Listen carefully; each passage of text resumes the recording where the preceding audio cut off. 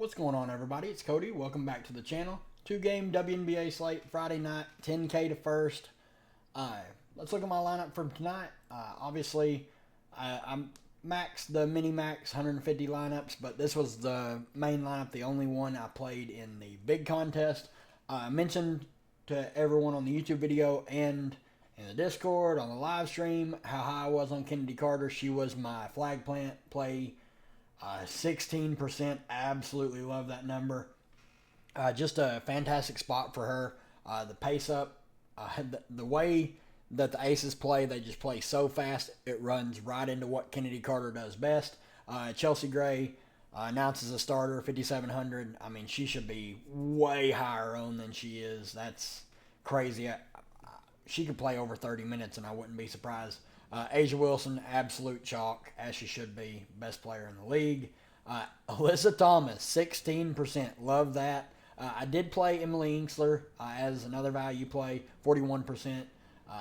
About what I figured she would come in at. I did not play Dee Dee. I ended up sticking with Horston here, mostly because I really liked Kennedy Carter and I did not want to come off her. And then I wanted to play Inksler as well. So Horston is my lone late play on the one late game, my late night hammer. Hopefully she has a good game, but we'll see how it goes. Really, really like this lineup. So it's probably not going to cash because I like it. Let's look at the odds for these two games, and then we'll go team by team and break them down. Dream at the Sun. Sun playing a back-to-back. Dream 9-point underdogs, over under 153.5. Woof.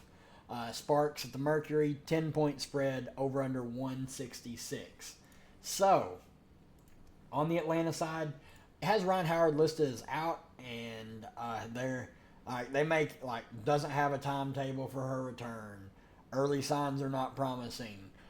She was spotted on a knee scooter. Well, she's been practicing for the 3v3 Olympic tournament. So, who knows? Maybe she sits for the Dream because they've been playing so bad and just gets ready for the Olympics. But I kind of expect her to play.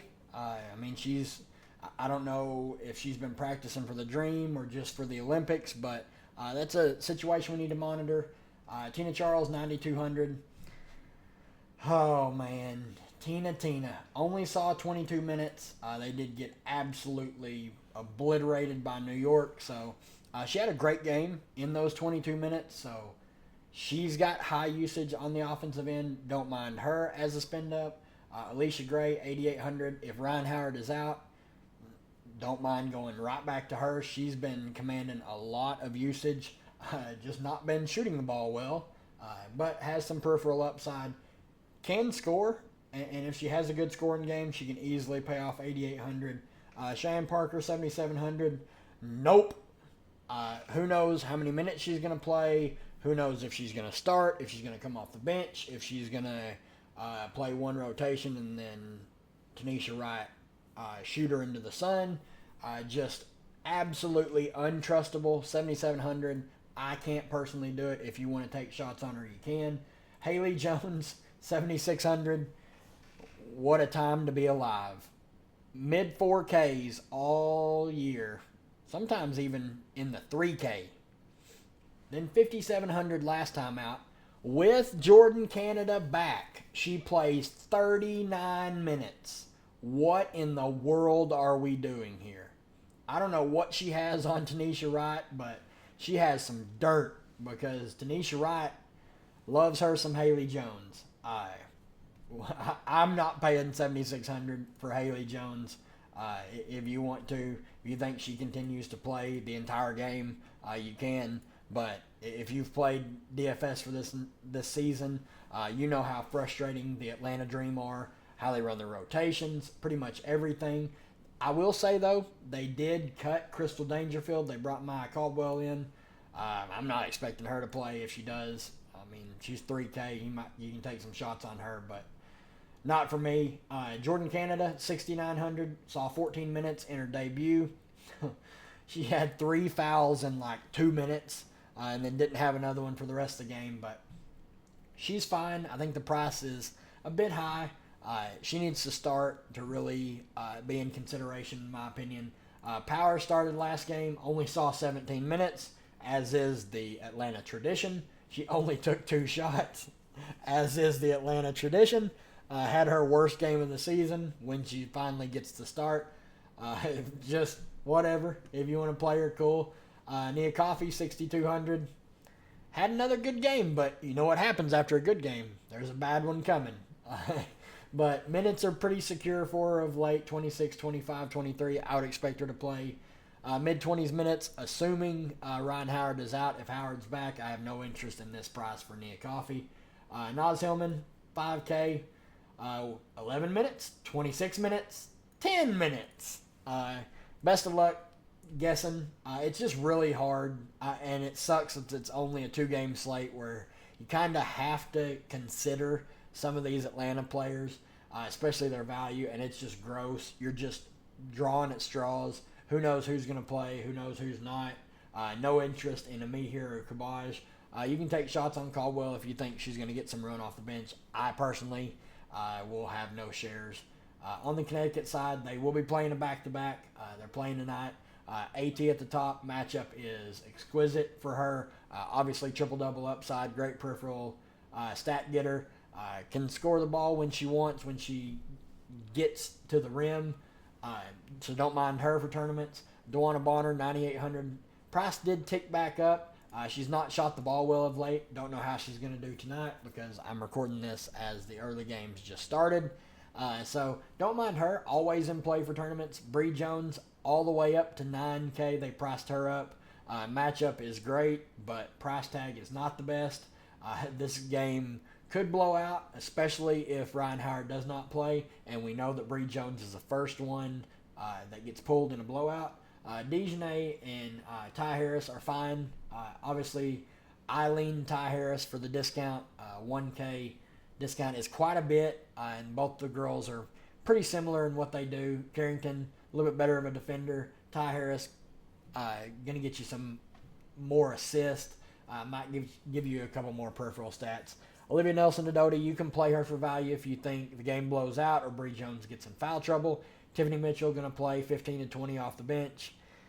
Gross value because she's not a very good fantasy point per minute player, but she's in play here. Bantam, same thing, except her minutes are more along the 10 to 12 range. No interest in Burton or Nadir Fall. Late game, I have a little bit of interest in. The Sparks have looked better of late. They don't play very much defense, but they have shown the ability to score of late, which is always a good thing when you're trying to compete in games. Dearica Hamby, 10.8K. Don't mind her.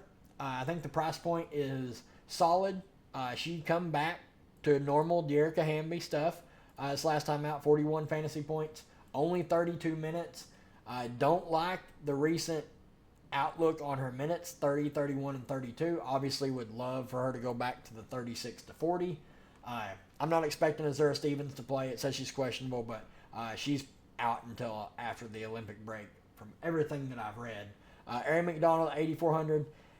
Price seems a bit steep, but on a 2-game slate, I think you can consider her. Rakia Jackson, 7,900. Not for me.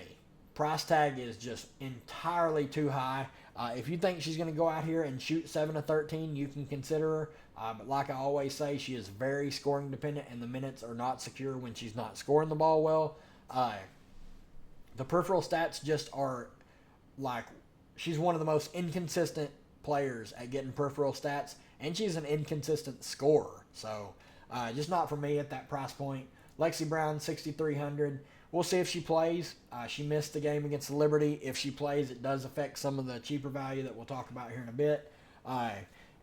Not really someone I'm going to have a lot of interest in. Even if she does play, probably the max minutes she would see is like 18 to 20. They're not going to play her more than that. Talbot all the way up to 6K.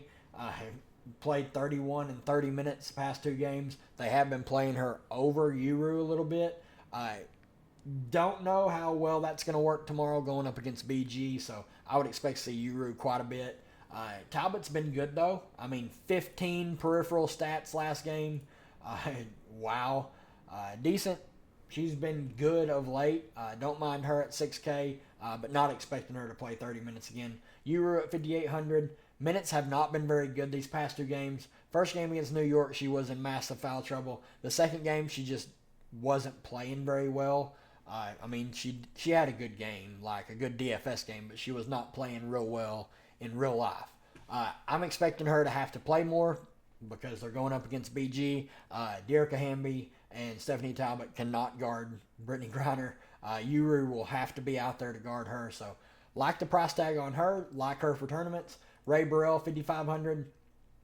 Good fantasy point per minute player. She's not a bad player. She's going to get you the peripheral stats. She's a good 3-point shooter for the most part.